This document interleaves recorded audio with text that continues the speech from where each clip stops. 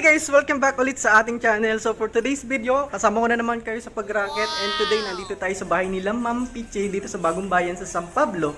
Kung kayo ay hindi pa nakakapag-decor ng mga Christmas decoration at Christmas accent dyan sa bahay ninyo, at may mga katanungan kayo kung paano ba mag-decor ng mga garland, Christmas tree, paano ba gumawa ng mga ribbon, just keep on watching. At kung bago ka dito sa ating channel, huwag kalimutang mag-like, share, subscribe at hit the notification bell para lagi kang updated pag naglalabas tayo ng bagong videos.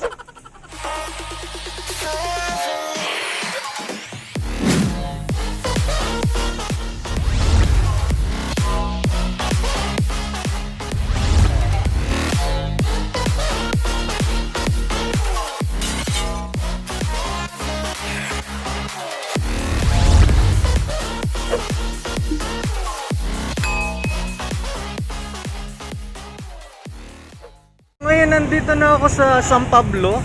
Ayan, papakita ko lang sa inyo. Ayan, Mian City. Nandito na ako sa Mian City. Nung dito pa kami nag-stay sa San Pablo, ay dyan ako madalas namimili ng mga materials ng pang-fountain. Yan, isa yan sa may murang paninda dito sa San Pablo. Ayan, mapapansin nyo, sobrang daming tao ngayon kasi Sunday ngayon. Yan, dito yung way papunta kay Ma'am Piche sa may Riles. Ayan, look. Basa-basa yung nilalakaran natin dito. Yung lugar natin ngayon ay sa Bagong Bayan, dito sa San Pablo. Pagka pumupunta ako dito kay Ma'am Piche, hindi na ako nagtatricycle. Lalo na ngayon para at least mahaba-haba yung pag-uusapan natin. At saka may share naman ako sa inyo guys. Si Ma'am Piche ay almost 6 years na. Pang 6 years na ngayon na ide-decor ko dito sa Bagong Bayan. Tingnan na lang natin mamaya din ka. Time-lapse ko na lang kayo kasi yan, sabi ko nga sa inyo, medyo nahiyaring ako mag-vlog para mas mabilis yung trabaho natin. Pagka dito ko nagde-decor, inaabot talaga ako ng paggabi, yan, paglubog ng araw. Tumalis ako sa Batangas around 7 AM. Saktong 8:30 nandito na ako sa San Pablo at malapit na tayo sa bahay ni Ma'am Piche. Yes, yan ang bahay ni Ma'am Piche. Tao po! Kay Ma'am Piche. Hi ma'am! Yung pumasok na daw ako. So, I guess nandito na ako kay Ma'am Piche. Hi ma'am! Ang bilis ng panahon! Yan. So yun guys, dito tayo magda-decor sa stairs. Wow, may mga focal na si Ma'am Ingat to. May mga accent na. So ang daming pagbabago. Even yung mga fountain, talagang na-attract talaga ako sa fountain. Kasi before hindi ko siya nakikita nagwo-work. So may mga dry plant dito si Ma'am na accent. Oh, naki-plantitas na rin si Ma'am Piche. May mga ganyang accent. So talagang nag-boom ang mga plant ngayon. Si Fiona pala. Hi Fiona. Yan. At kamusta po si Tardy? Nasaan po si Tardy? Tulog. Tulog pa si Tardy. Lalabas muna natin yung mga accessories doon sa storage room para may prepare na natin yung mga gagamitin natin dito sa pagde-decor. Last year, ako din ang nag-dismantle nito dito kay Ma'am Piche. And ayan yung mga gagamitin nating ornaments. Ito meron silang mga pang-display, mga ganyang stuff. Crystallized na mga reindeer. So, dry leaves na nandun, yung mga nakita natin kanina, gagawin din natin yun ng team. Ibabagay natin yun sa team natin ngayon sa decoration. And last year kasi white and red din yung decoration ko dito kay Ma'am. Pero ngayon, still white and red pa rin at combination of green, apple green, and tingnan natin kung ano yung magagawa natin dito. Ito, daling ko dun sa loob ng bahay para dun tayo mag-decor. Siguro unahin ko muna ay yung ating garland sa stairs bago tayo mag-Christmas tree para naman ma-centralize natin yung mga decoration na gagamitin para magkaroon ng pang-accent dun sa mga bases.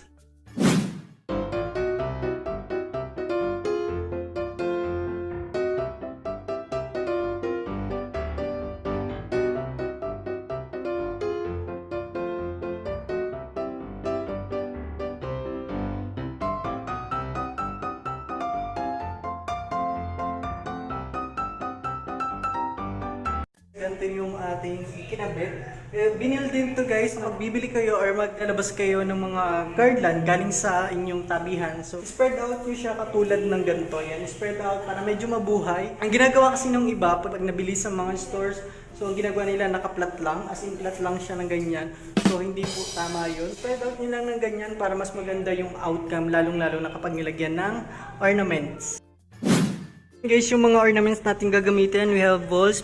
Medyo malalaking balls compared dito sa isa. Ito yung gagamitin natin para sa garland. Ito yung sa Christmas tree, medyo malaki para mas visible. Kasi yung Christmas tree na gagamitin natin is medyo bulky. Papakita ko sa inyo mamaya. So ito yung ating mga poinsettia na gagamitin. May pagka-bilbets. Dalawang klase siya. Merong long stem. Tapos ito yung mga short stem. So spread out natin yun mamaya. Ito yung kulay white. May mga glitters din sa tabi. Gamit tayo ng fern. Gantong klase ng poinsettia para sa garland and combination of white. Tapos ito yung mga spray fern natin na glittered. Yan mga fern. We have berries, kulay white din. And gagamitin natin ribbon para sa Christmas tree ay itong sinamay na ribbon. Medyo mabilis lang itong gawin kapag inattach na natin sa Christmas tree. Maganda yung outcome. And gagamit din tayo ng berries para sa mga garland. And itong kulay green para sa Christmas tree. Meron tayong mga berries. Lalagay natin yan sa Christmas tree. So, ito yung ating rice light. Make sure lang na na-check natin sa isa bago natin ikabit sa garland at sa Christmas tree para kung may busted, may hindi umiilaw, hindi mahirap tanggalin yung long stem natin na may mga sequence. So ito, pag nabili nyo sa mall, straight lang siya, parang mga stick katulad nyan. Ako na lang yung gumawa niya. Inikot-ikot ko sila ng ganito, parang kinalabasan mga fern. Yan, mga ganyan sequence. Parang may mga beads din to. Para sa garland, so gagamitin natin tong yung may touch of gold red na ribbon. Ito din yung sinamay natin na ribbon para sa garland. Guys, dito sa stairs, nakabit ko na yung mga ribbons. Yung ating sinamay na ribbon. Tapos pakita ko na lang sa inyo kung paano ba kinakabit yun. Nakapag-start na ako dyan. Dito na lang sa kabilang side, pakita ko sa inyo.